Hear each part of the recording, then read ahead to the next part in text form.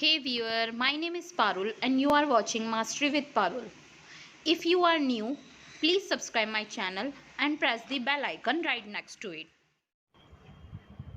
So friends, हम बात कर लेते हैं जेनेटिक मॉडिफाइड ऑर्गेनिज्म के बारे में. What is genetically modified organism? The plant, animal, bacteria whose gene has been altered by manipulation और we can say change by manipulation. ऐसा ऑर्गेनिज्म जिसके जीन में चेंज करके, ठीक है, ऐसा ऑर्गेनिज्म चाहे वो प्लांट हो, एनिमल हो या कोई माइक्रोब्स हो, उसके जीन में हम चेंज करके क्या बना देते हैं फ्रेंड्स? जेनेटिकली मॉडिफाइड ऑर्गेनिज्म बना देते हैं. ओके तो देखिए, अब इसकी कुछ क्वालिटी होती हैं. जेनेटिकली मॉडिफाइड जो ऑर्गेनिज्म होते हैं, ये क्वेश्चन आ जाता है friend, genetically modified question organism क्या होते हैं. आप बीएससी में पढ़ेंगे और 12th वगैरह जो कर रहे हैं उन बच्चों को भी आता ही है क्वेश्चन. यहाँ पे एग्जाम्पल पूछ लिए जाते हैं जेनेटिकली मॉडिफाइड ऑर्गेनिज्म के, तो इन्हें ध्यान से रिवाइज कर लीजिएगा. डेफिनेशन आ जाती है वन लाइनर क्वेश्चन में. ठीक है, आगे बढ़ लेते हैं. तो क्वालिटी क्या है, क्या क्यों ये यूज़फुल है जेनेटिकली मॉडिफाइड ऑर्गेनिज्म? तो हम बात करें क्वालिटी क्या इंप्रूव होगी. जैसे कोई क्रॉप है तो क्रॉप क्या होगी? मोर टॉलरेंट हो जाएगी, सब चीज़ सह सकती है. ठीक है ना, उसमें चेंज कर दे, उसे सिखा पढ़ा दिया कि भाई अब तुझे मैं चेंज कर रहा हूँ तो समझ जा, ऐसे करके. अब तो समझना पड़ेगा तुझे कि उसे कैसे नहीं समझ रही है, इतना समझा दिया तो आती है ना, थोड़ी देर बाद अकल आती है. अब उसको चेंज कर दिया, ठीक है, उसे समझा दिया कि अब तुझे ये नहीं करना है. तो क्रॉप कैसी हो गई? मोर टॉलरेंट हो गई, ज़्यादा चीज़ें सह सकती है. अबायोटिक स्ट्रेस होते हैं, प्लांट्स को भी स्ट्रेस होते हैं, ऐसा नहीं है आपको ही स्ट्रेस होता है, आपको पढ़ाई का स्ट्रेस है और भी बहुत सारे हैं, सोनू मोनू बाबू, इन सब के भी स्ट्रेस आपको रहते हैं. एनीवेज, अबायोटिक स्ट्रेसेस हो गए जिसमें कोल्ड, ड्रॉट एंड सॉल्ट और हीट, इस टाइप के भी क्या हैं, ये अबायोटिक स्ट्रेसेस होते हैं जो कि प्लांट्स को होते हैं. ओके, नेक्स्ट है रिड्यूस केमिकल पेस्टिसाइड. जब हम जीएमओ का यूज़ कर रहे हैं तो हम अभी आगे पढ़ेंगे कि पेस्टिसाइड को किल करने वाला ही हमने उसमें जीन ऐड कर दिया, तो उस पर अगर वो पेस्ट आके बैठेगा तो क्या होगा फ्रेंड्स कि वो अपने आप ही अल्लाह मियाँ को प्यारा हो जाएगा. नहीं हो जाएगा? तो रीज़न यही है, भगवान जी को प्यारा हो जाएगा. कोई अगर केमिकल उस क्रॉप को पर्टिकुलरली खाता है तो इसी हिसाब से क्या हो गया, जब हम जीएमओ का यूज़ करके एग्रीकल्चर में उसका यूज़ कर रहे हैं तो रिड्यूस केमिकल पेस्टिसाइड को हमने कम कर दिया, पेस्ट रेजिस्टेंट क्रॉप हम बनाने लग गए. ओके, नेक्स्ट है reduce post harvest loss.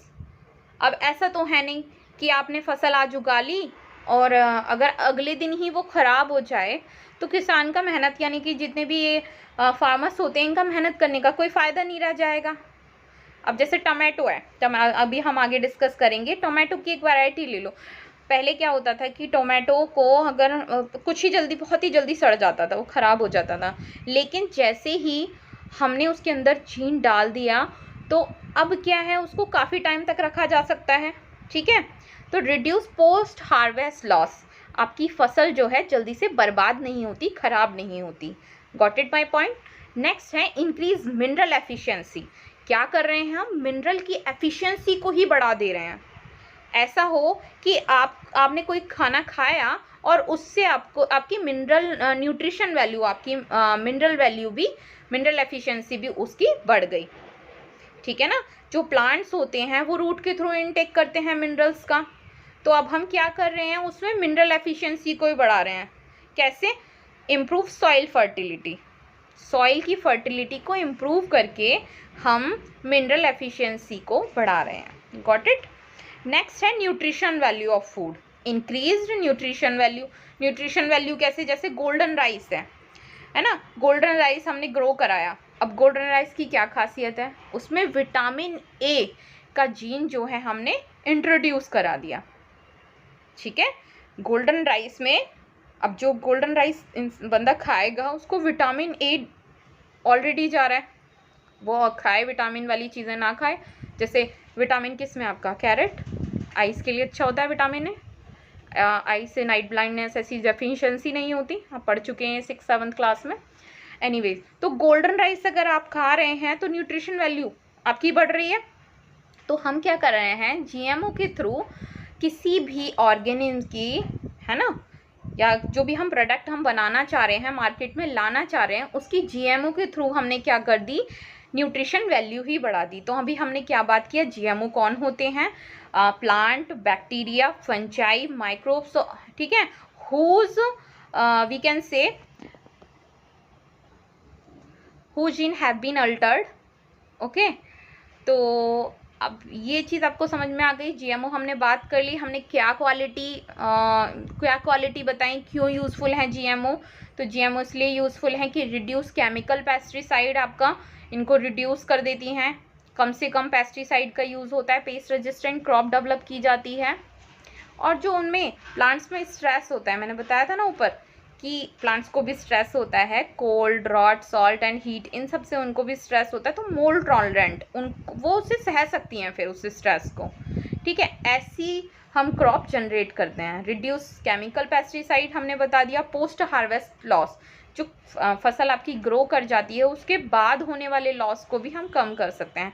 Increase mineral efficiency, जो कि सॉइल फर्टिलिटी को इंक्रीज करके करते हैं। नेक्स्ट है nutrition value of food, nutrition value of food को भी बढ़ा दिया जाता है। नेक्स्ट है आपका गोल्डन राइस। गोल्डन राइस यानी विटामिन ए की जो डेफिशिएंसी होती है उसको इम्प्रूव करने के लिए हमने गोल्डन राइस के अंदर क्या डाल दिया है, जीन ऐड कर दिया है। ओके, चलिए ये हो गया आपका जीएमओ। आगे बढ़ते हैं नेक्स्ट, उसमें नेक्स्ट